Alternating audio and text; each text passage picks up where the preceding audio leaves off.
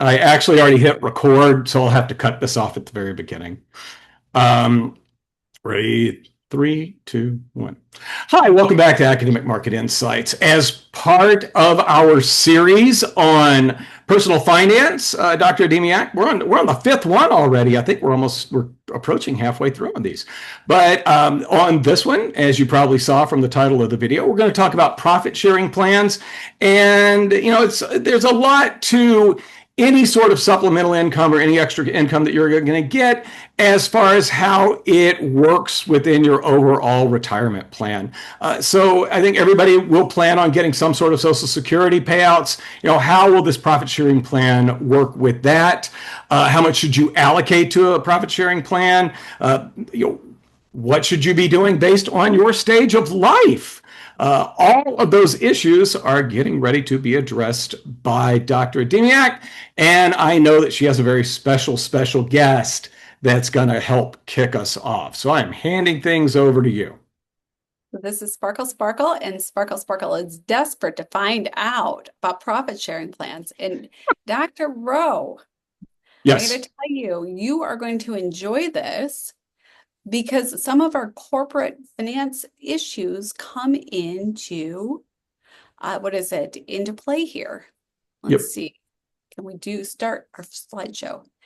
So when we think about profit sharing plans, we're really going to be thinking about some of the implications of these plans. And one of the things that I like about this particular series is it's a little less focused on the theory and a little more focused on how it actually works. So we're going to start to actually look at some of the nitty-gritty of some of these components. So, and this is where I thought was really interesting. Profit sharing plans can mean simply that is the distribution of income generated from the firm itself. Stock bonus plans, which is kind of fun. Employee ownership, 401ks, thrift plans, age-based sharing plans, and there's some other nuances of plans. But really, we're going to be more thinking about those 401ks, and we did talk a little bit about the bonuses. So when we're thinking about these different types of plans, we're going to be really thinking about our pension plans versus our profit sharing. And again, our profit sharing is not the same as our 401k. So pension, we're thinking defined benefit, 401k, defined contribution. And the promise, and the big thing I think that hopefully everybody's taking away from this is your pension, the legal promise by the employer is that they're going to continue to pay you through retirement. And in our profit sharing, what you're really getting is a tax deferment for investing. Okay. So from an employer standpoint, an advantage of using a 401k is they're no longer constrained to these restrictions and making sure there's proper funding. Right. So we've talked about issues in the past about proper funding problems. They don't have to do that. We also still have limitations, percentage, those things still, percentage of assets to be invested. And again, those are things that are going to be nuanced within the plan. And when we think about our profit sharing or 401k, any amount of money that you or I set aside for this is going to be 100% invested. Okay, so this was post 2019, and this is the idea that we're starting to get to retirees or people, let me rephrase that, people who are right before retirement period and who may or may not need a catch-up. So this is setting every community up for retirement enhancement. So this is a change in legislation and regulations that allow individuals to invest more, put away more for retirement so that they're not in a situation where they do have superannuation,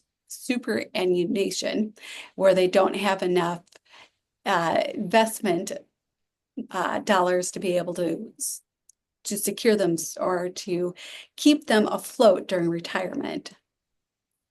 So we're going to be thinking about our allocations. We have standard allocations, which is what people are most associated with, and then permitted disparity. And this is where we start to see that interworking with Social Security. If there is an issue where there's not enough funds for retirement, how do we make sure that those who are retiring are well prepared? Okay, so this disparity allows you to do some of these catch-ups. And we have this excess rate. So if we had a base rate of 1%, we might be able to go up to 2%, giving a disparity of 1%. Okay, and we can see if the maximum disparity that's allowed is 5.7%. And then our integration, and I like this because this allows for, again, a better understanding of really how much we can start to bump up that retirement. And if we're looking at Social Security integration level of less than 20%, it'll be 2 times their base multiplied or up to 5.7%. So when we think about age-based profit sharings, can use it either by the age or by the employee's compensation. And again, when we think about employee compensation, we're thinking about the average of the last 3 years. And then we can also create a situation where it combines some of the age and that compensation. So pardon me. So if you had worked or if you are nearing retirement, then you might be able to become more vested a little more quickly. So our comparability plan, and again, this is not that well used, is a profit sharing plan which contributions are made to an employee's account based on their respective classification in the company as defined by the plan sponsor. So Dr. Rowe talks about it. If you don't like something, make sure you let HR know. And I like to discuss, make sure it's well stated in your document. So your plan documentation, that classification of an employee is really important. And the 3 major types of employees that we're thinking about are our executives or our individuals with high net worth, a typical or standard employee, and those that are considered long-time, part-time employees because they have their own classification as well. And those individuals are also looking to secure retirement funds. So our gateway, this is the idea of how much you're going to be able to initially be able to invest. It's a rate for the compensation, and initially you have a much higher ability to start putting away those funds. So you have at least 1/3 of the allocation rate at the highest rate level in our first round, so to speak. And at the second one, it's at least 5% of our compensation. Our cash or deferred arrangements, I think it's called affectionately CODA. What is it? What is it with our industry and acronyms? Oh, I know. I Yeah. actually have a theory on this. This is a Okay. total sidebar. The acronyms, particularly in finance and accounting, exist so that we have superior knowledge, and therefore you must hire us to be able to do these things. Because if you don't have the expressions or these expressions, then you're not going to be able to complete these things. So when we're thinking about our CODAs, cash or deferred arrangements, a 401k plan is the one we're going to be most familiar with. And again, we're thinking about that deferment of payment. So we are going to defer compensation now, so we do not get to utilize that compensation, but we're going to receive it in retirement. So it's a deferred compensation. It's also think about that as that deferred taxation. And then our contributory compensation, profit sharing plans, and stock bonus plans will also exist in here. And again, Dr. Rowe, when we think about stock bonus plans, Hmm. that compensation period might not necessarily be retirement, but it could be Right. a predetermined point. So establishing a 401k, we're going to Hmm. need to, and this is a part of that documentation, the eligibility of the employee. So who's eligible to be able to participate? And again, this is where and this goes into the participation, but we want to think about those classifications of individuals. So for example, Fortune 500 executive might not be properly compensated with a 401k plan because a 3% match of their salary is so substantial Yeah. that it's Hmm. not within the spirit of the law, right? It's in the letter of the law, but it's definitely not in the That's, spirit of the law. And so again, that classification of individuals is very important. Again, that eligibility, what do you do? And I'll pick on you, Dr. Rowe. What do you do mhm. with an adjunct professor who has been adjuncting at a location for 20 years, teaches 2 classes in the fall and 2 classes in the spring? So essentially carrying a 2 and 2 load, Yeah. but adjunct rate, and have been doing it for decades. So these are individuals like, and again, I'm using those extremes because individuals who may or may not be affected by eligibility. Vesting, when can you start to participate? When does your participation end? What happens to your funds in those in between time periods? So those accruals. How do you get people to participate? And when we go later in this series, we'll actually talk about the rules around notifying your employees to make sure that they are well aware of how and when to participate, what the employee contributes, and then what the employer. Does the employer guarantee a match? Does the employer have flexibility for depending on when that profit is? Mhm. So all of that needs to be clearly spelled out in the 401k documents. Now, there's some obviously benefits to employees and to employers.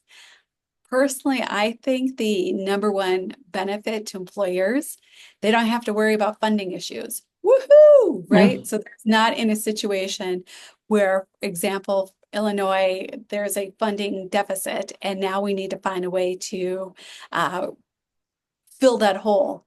And again, nobody likes excess taxes. Sparkle, Hmm. sparkle. Sparkle, sparkle does not like excess taxes, Nobody. like underfunded accounts. Um, employees, they get a taxation shield. They have the ability to make those decisions for themselves. So there are advantages of these. And entities that are allowed to get into 401ks. And I Hmm. thought this was interesting. And I'll be curious what you think about this, Dr. Rowe. Partnerships and proprietarships are allowed to create or get a 401k. They're not required to, but if you have Yeah. a small firm and you want to attract talent, you can create a 401k for your small business. And Yeah. I thought it was just really interesting as a unique way, especially for some of these smaller businesses. So, for example, if you are running a daycare and you have 4 employees, what a unique opportunity to provide an extra sense of job security and compensation. Um, their catch-up contributions. I know this is Yeah. it's interesting, right? So there's And needed by some people. yes, could be me too. Yeah. Sparkle, sparkle, So, you no, sparkle, sparkle's good. But Sparkle, Sparkle, in his defense, does not need a lot in the distribution phase in life. mhm. He has small expenses. He's So we have different levels of how much you can do in the catch-up time period. Um, and these are regulations, and they will be changing from 2025 to 2026. The key notes is that if you are between 50 and 60, you can catch up with 7,500. And if you're Mhm. between 60 and 63, it's up to $10,000. So, which can It can help. help. Yeah, it doesn't hurt. Yeah, So and you know what? The nice thing about people in that age group is a lot of them have reached this point where their expenses are starting to go down because their kids are gone and all of that kind of stuff. So it does create an opportunity where you got some extra income. You may as well defer the taxes on it at minimum. at minimum, Yeah, yeah. absolutely. So we're going to compare Roth IRA with a traditional Roth IRA account. Mhm. So a Roth IRA is really open to anybody versus a Roth account. You need to have that your employer sponsor this. So you as an individual can open up your own Roth IRA. And interestingly, for married individuals, you can open up individual Roth IRAs. And part of that is, I believe, the understanding was for particularly stay-at-home moms, this is a way for them to contribute to their own retirement funds. Huh. So Roth IRA versus a traditional Roth. There is an annual limit. And again, similar, going back to the last slide, there's catch-up limits, and you can apply this catch-up in your Roth or your traditional. Rollover conversions, and that's the idea of when you start to roll over from one account to another. Distributions happen after death. Or only or minimum distributions only happen after death. You hope to Okay. receive these distributions even if you're still alive. That is a goal. And for your tax, for your non-qualified investments, your Roth IRA, it's going to be contributions, conversions, and earnings. Versus your traditional Roth, it's going to be prorated between your Roth and your earnings. Our employer contributions are going to be matching contributions, and employer matched based on qualified student loan payments. Now, Dr. Huh. Rhodes, yeah, it's an interesting piece. And I think this is one of the ways that the government is helping to try to solve the student loan. Yeah. How do you start to pay back some of those student loans? And Hmm. your employer can create these plans so that you can start to help pay back some of those things, which I thought was interesting. I wonder if where I work is allowing that. I wonder, Yeah, I'm gonna have to check so into that. for your 401k plan in 2025, any employee deferrals or catch-ups to your traditional 401k, plus any profit sharing plan, which has a limit of up to 25%, up to $350,000, must be less than, this should actually be a less than, not an equal sign, less than or Hmm. equal to $70,000 per participant. So Hmm. there are maximums that can be put into these. Hmm. And this is so that you can get those tax deferments.